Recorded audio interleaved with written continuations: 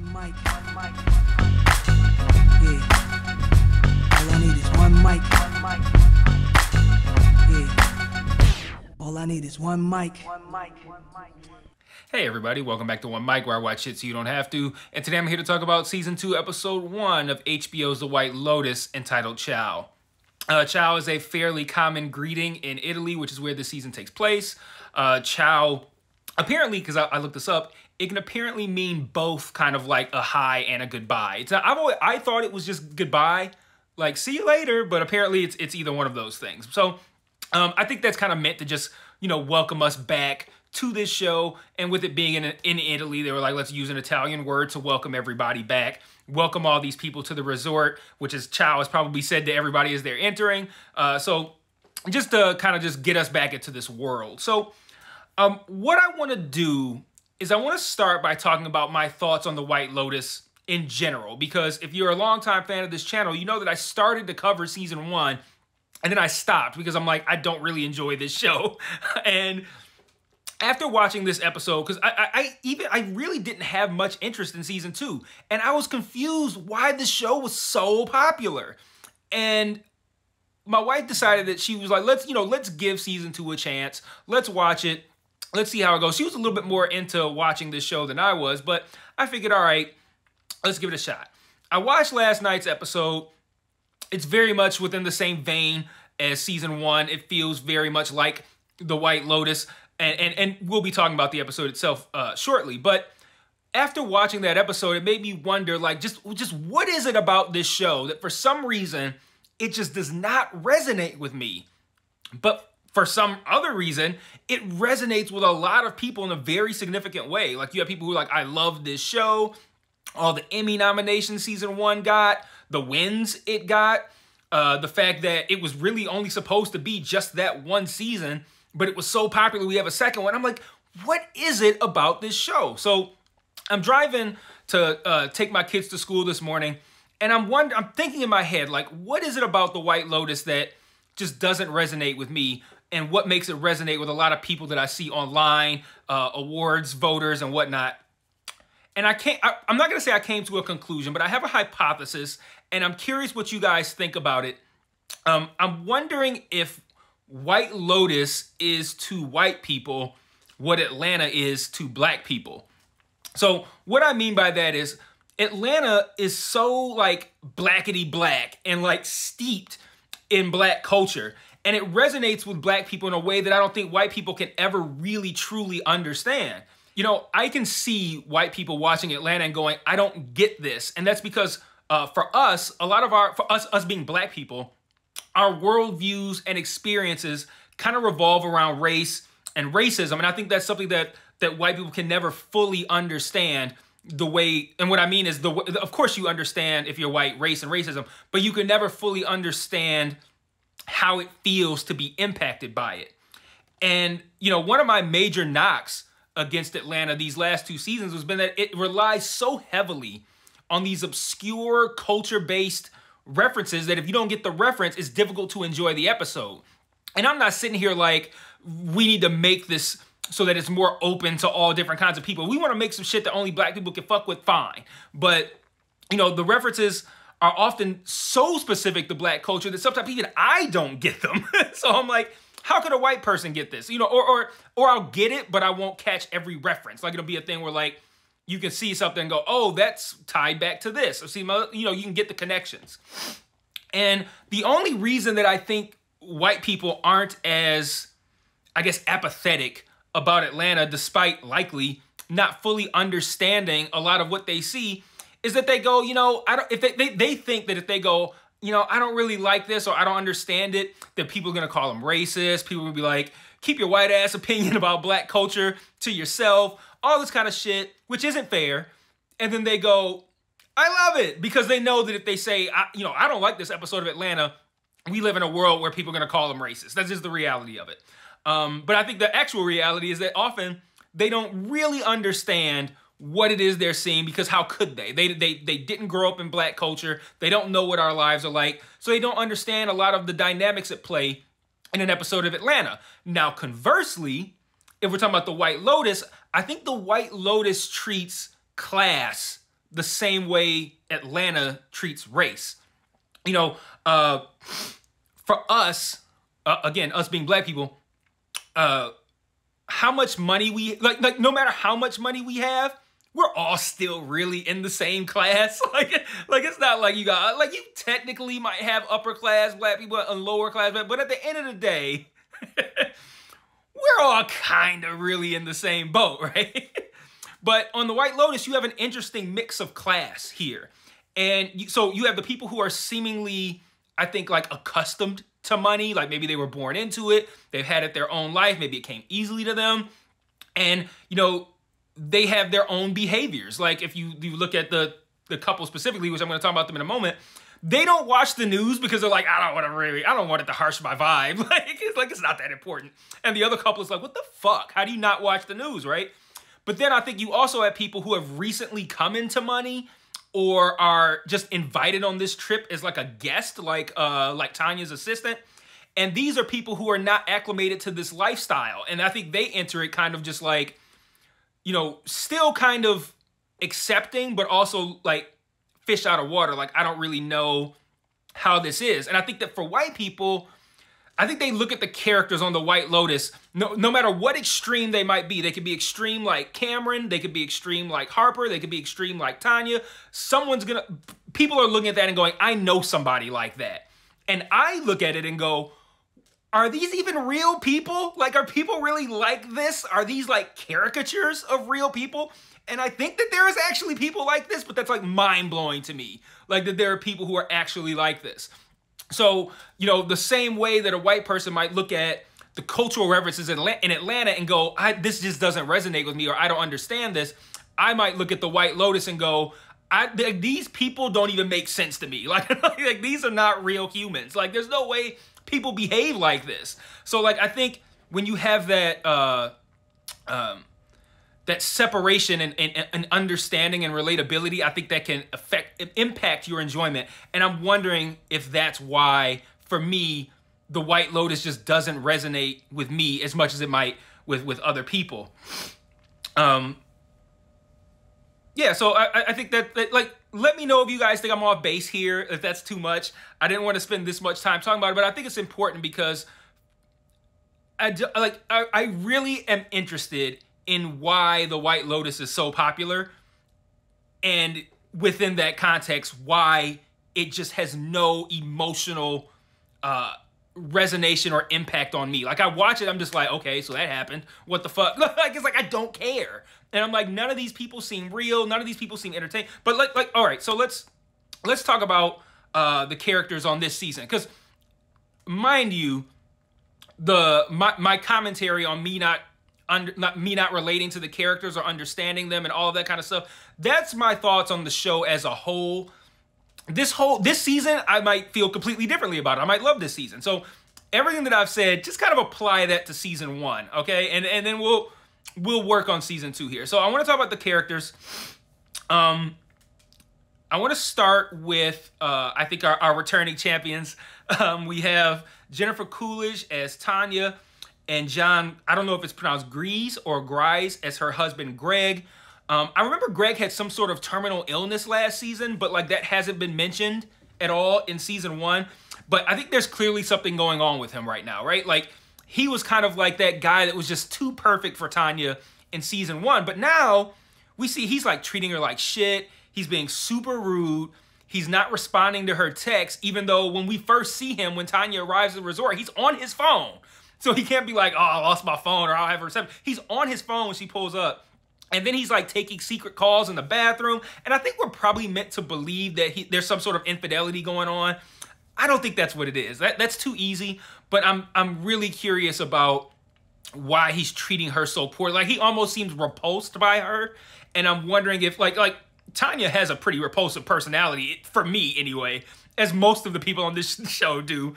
But yeah, I don't know. I'm curious what's going on with Greg. That's probably the second most interesting thing, is what's going on between the two of them. But then we also have two couples. They're probably either, I don't know, I'm going to say they're the second most interesting, but I could see myself watching episode 2 and be like, okay, now the couples are the most interesting.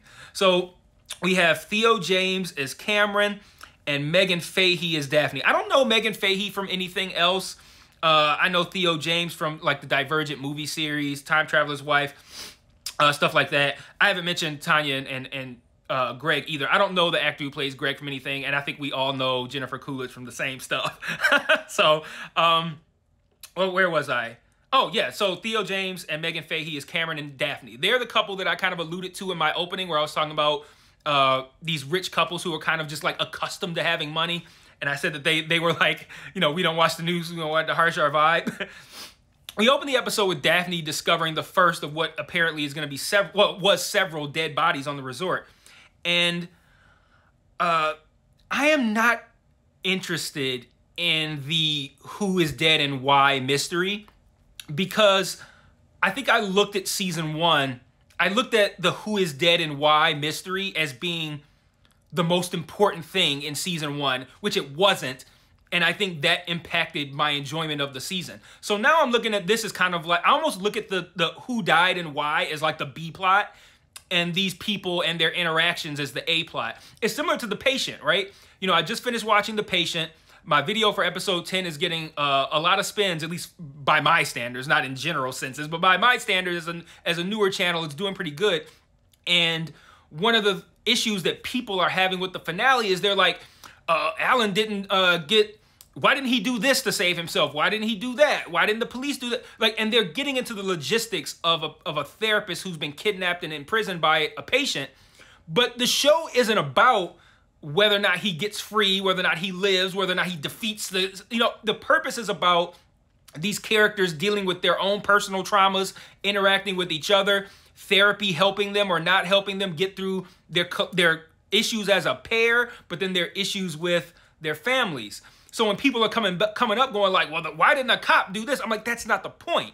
And I think that's what I did wrong with the White Lotus season 1, was looking at every episode for as an opportunity to get more clues about who dies and why. When really that's not the point. The point is the people. And I think looking at that this season that way is going to help further my enjoyment of it. You know, White Lotus season 1, I was fairly new into this being doing YouTube reviews, and that could have been a mistake on my part. Like maybe my issue with White Lotus has nothing to do with class and not understand. It has to do with the fact that I looked at it as essentially almost being a murder mystery, which I wouldn't go that far, but you know, broad strokes, that's kind of how I looked at it, and not a character study. And I think now I'm looking at it as more of a character study, and I'm not really concerned about the murder mystery. But the other couple is Aubrey Plaza as Harper and Will Sharp as Ethan. I don't know Will Sharp from anything. I know Aubrey Plaza from a number of things, Parks and Rec, Legion, shit like that. Ethan was college roommates with Cameron, and I think they said that he like recently came into money. Like he sold something or he created something. I can't remember what it was, but he recently kind of came into money. And so Cameron and his wife, Daphne, have invited Ethan, his friend, and his wife on this trip. So that's how the collective 4 of them ended up on this trip together. And there's an interesting scene where we learn that Harper is this lawyer who deals with like discrimination and harassment cases. And Cameron is like, yeah, and kind of like douchey guy. Yeah, you know, but a lot of that shit's bogus. You know, we get all these cases and we find out it's not really that bad. She's like, not all of them are bogus, whatever. But he basically says these sexual harassment cases are bogus, and then promptly proceeds to pull his dick out in front of Harper in their room. And, you know, it made me wonder, like, when he talks about these claims being bogus, like, is he a guy that owns a company that has had to deal with harassment claims, or has he specifically had to deal with harassment claims? And what's interesting about that scene, there's a lot of plausible deniability here. Cameron can pretend like he didn't, like that was completely unintentional. He was in a different room. He wasn't looking at her. She only saw because it was a mirror reflection, but he very clearly did it on purpose. He walked into that shot behind that mirror, and then he comes up afterward and is like, yeah, how do you think they fit? So he very clearly did it on purpose, but he can pretend like he didn't. And we see Ethan even kind of like, oh, that's fairly normal, isn't it? Like, what the fuck? No, it's not.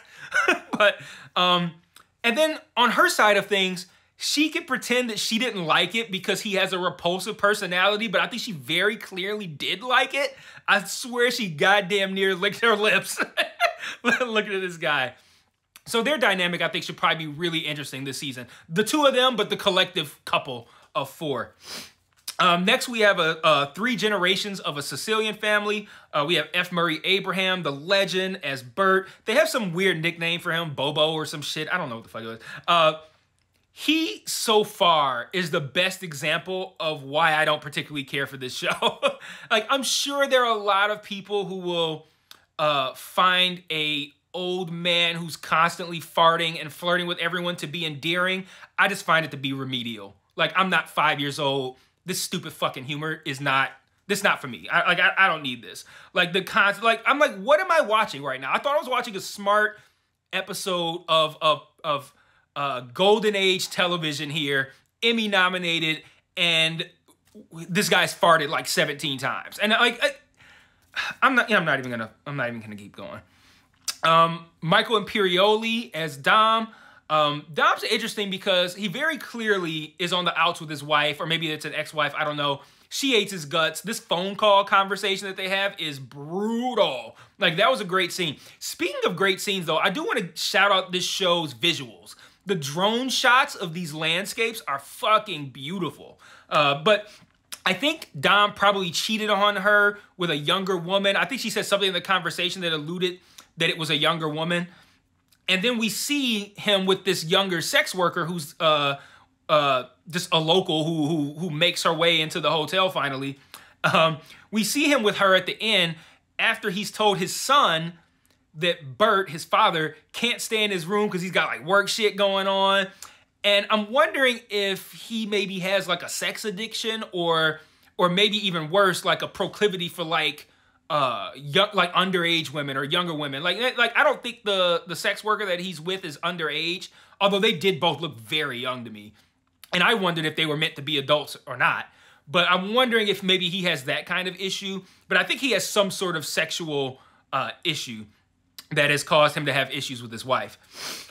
And then also, he doesn't seem to be particularly interested in being like there for or with his family. Like, he was very dismissive of his son. Like, there was a time like when they went to their own rooms. One, the son has his own room, and then like they split, and he just like goes in and closes the door. Dom does. Like, he doesn't really seem interested in talking to his son. And then we can gather from the brutal phone conversation that he also has a daughter who doesn't want to deal with him at all. So really interesting stuff, I think, with Dom for us to come across over the course of the season, or learn about, I should say, over the course of the season. Lastly, in this family, you have Adam DeMarco as Albie. He's the son of Dom and grandson of Bert. Albie is one of the few normal characters on the show for now, so of course I like him. He seems to be picking up something of a flirtatious thing with one of the other guests, who is Tanya's assistant, Portia, played by Haley Lou Richardson. She's brought on the trip by Tanya, but when Greg sees her, he completely loses his shit and demands that she be sent home. What the fuck? And then Tanya's like, you don't have to go home, but you have to stay in your room the whole time. And again, what the fuck? But I think the intrigue here is whether or not Greg is gonna, one, if Greg sees her there, how is he going to react? Especially with Tanya lying to him about it. And then also, is she gonna develop some sort of relationship with Albie? And if so, where's that gonna go? We also have, I think her name was Valerie or something like that, who runs the hotel. We have the two, well, I don't think they're both sex workers. I think just one of them is, and the other one is like thinking about maybe dipping her toe into it. But I really can't read how old these girls are, and it's really going to change the dynamic at play in this resort if they're underage. But that's really it. I don't really know what my plan is for this show.